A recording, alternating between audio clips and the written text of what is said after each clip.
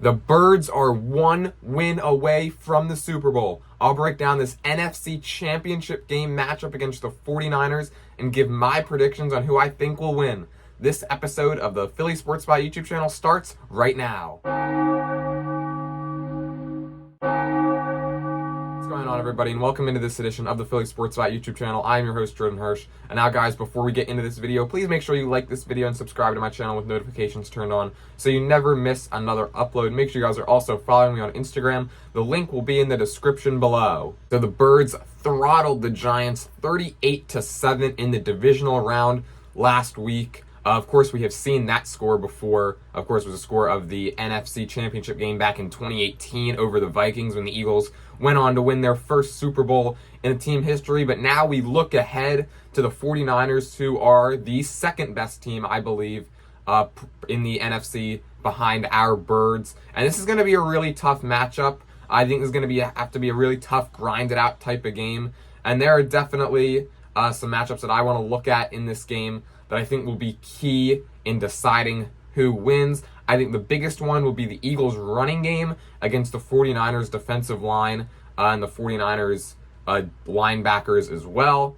I think if the Eagles are able to establish the run early, whether it be with Miles Sanders or Jalen Hurts, I think especially Jalen Hurts, though, I really think they're going to set themselves up nicely. Of course, San Francisco is not an easy team to run on. They've got a really stout defensive line, and they probably have the best linebackers in the league with Fred Warner, Dre Greenlaw, and company. And these guys will chase down anybody and everybody in this league. They're really good against the run. They're really good in coverage as well. But just looking at the Eagles' run game here, I think that there are holes on this 49ers defense that the Eagles can expose, and one of them is being Nick Bosa. Now, you might not think that he would be a guy that the Eagles may look to go right at, considering the fact that he might be the front runner for NFL Defensive Player of the Year right now.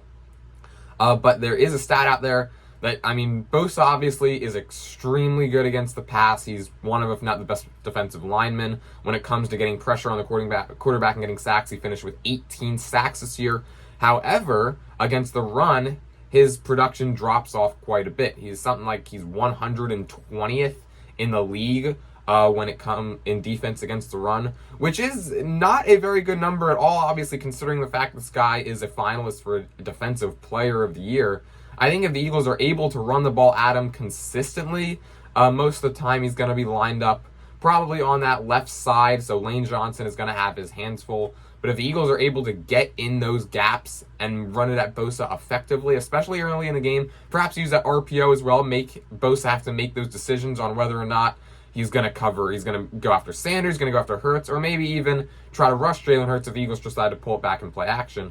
But either way, Nick Bosa is definitely a guy that the Eagles can expose, I believe, in the run game. And I think it's going to be something that they're going to try to do early. I really see this game, the Eagles coming out, trying to establish that run game, because if they are able to get it going, that opens up the rest of their offense. The 49ers play a very similar type of defense that the Eagles do.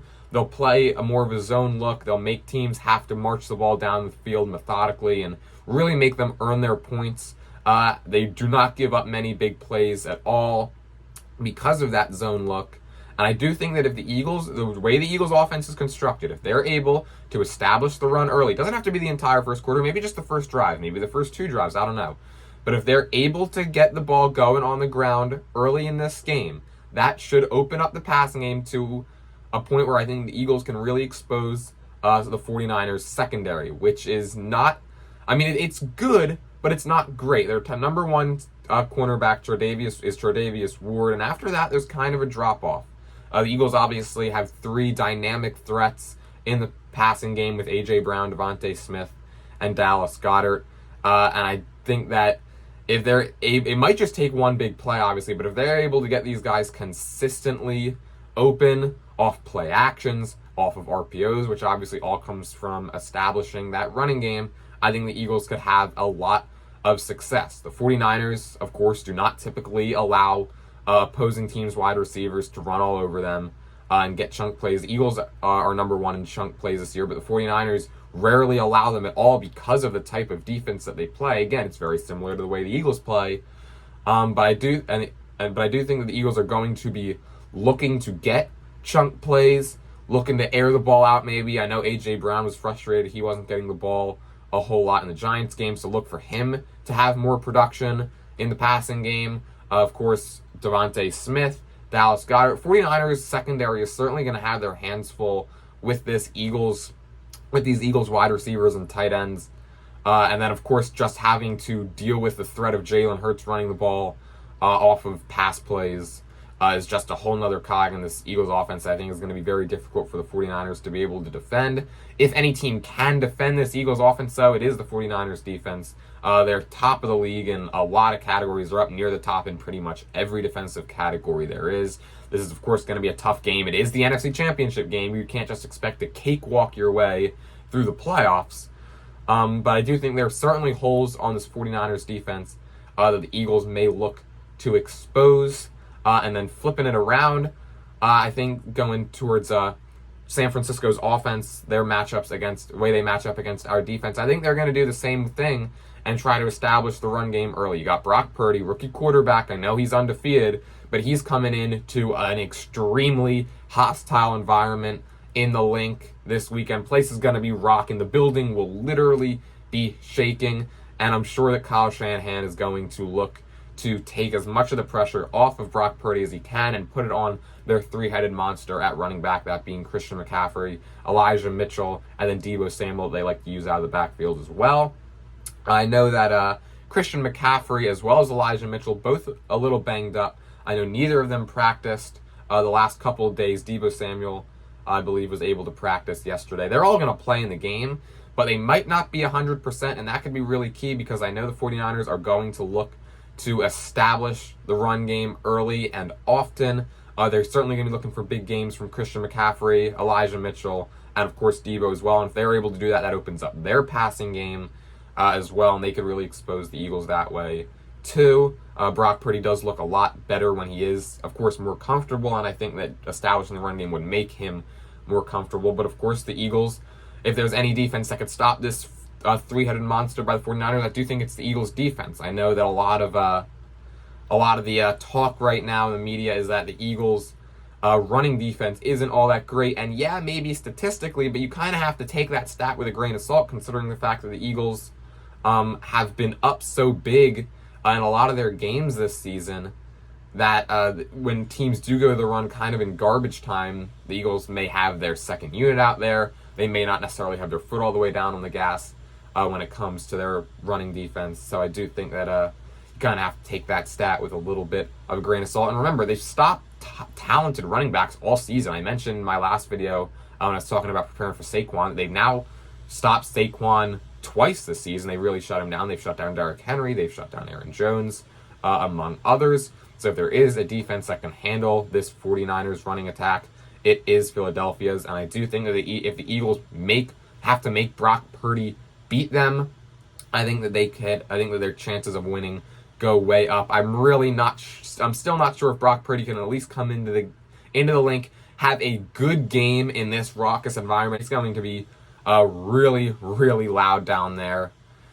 So I'm not sure if the Eagles make it so Brock Purdy has to beat them. I think some of his rookiness that maybe we have not seen so far this season, I think that it's really going to show. And all right, so I do want to talk about some potential good news on the Eagles injury front coming into this game as well, as a cornerback. Avonte Maddox has been limited now in practice last couple of games, still dealing with that toe injury that he sustained in the Dallas game back on Christmas Eve.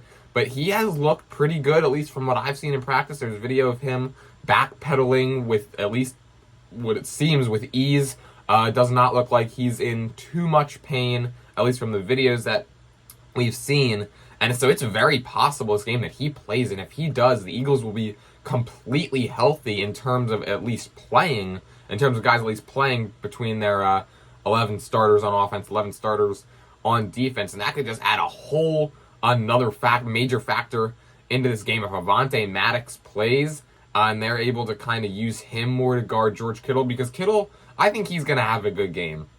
I don't think that the Eagles could shut down him along with Brandon Ayuk, Deebo Samuel, Jawan Jennings, among others, and then also have to defend against the run game. But I think having Avonte Maddox in there, if he does indeed play, it's still up in the air. He's still questionable for this game, of course. But if he does play, I think that really helps the Eagles' chances. I think that could help at least perhaps limit George Kittle's effectiveness a little bit, and that may be the difference in this game. I do, obviously, like I said earlier, think this game is going to be close. I want to get into my game prediction here. And I feel pretty good about this prediction because I've actually seen this score floating around from a couple of analysts, either on ESPN or on NFL Network as well. I'm going with the Eagles get the win 24-20. I think it's going to be a low-scoring game. Like I said, kind of grinded out game. I don't think the Eagles are gonna put up a 38 spot again. Of course, this is a much, much better 49ers team than the Giants are. But if you just take a look at the odds for this game, the Eagles 2.5-point favorites coming in. The over-under is 46 points, so I'm going Eagles 24-20. I think they cover the spread. I think the point total stays under, considering the fact that these two defenses are among the top in the league. If you take a look at ESPN's matchup predictor, it gives the Eagles a 65.3% chance to win, and that is actually up from earlier in the week. Not by much, maybe by 1% or 2%, but still every bit counts when it comes to big games like this. If you guys have made it this far, drop a comment on your predictions for this Eagles 49ers NFC Championship game, score predictions, stat predictions, just any predictions for this game. Leave them down in the comments section below. Alright, that is going to wrap things up for this edition of the Philly Sports Spot YouTube channel. Again, make sure you guys like this video and subscribe to my channel with notifications turned on so you never miss another upload. Make sure you guys are also following me on Instagram. The link will be down in the description below. Or you can just look me up. It's at Philly Sports Spot. That's PhillysSportSpot. So just one S between sport and spot. And until next time, guys, let's go Birds. Let's get to the Super Bowl.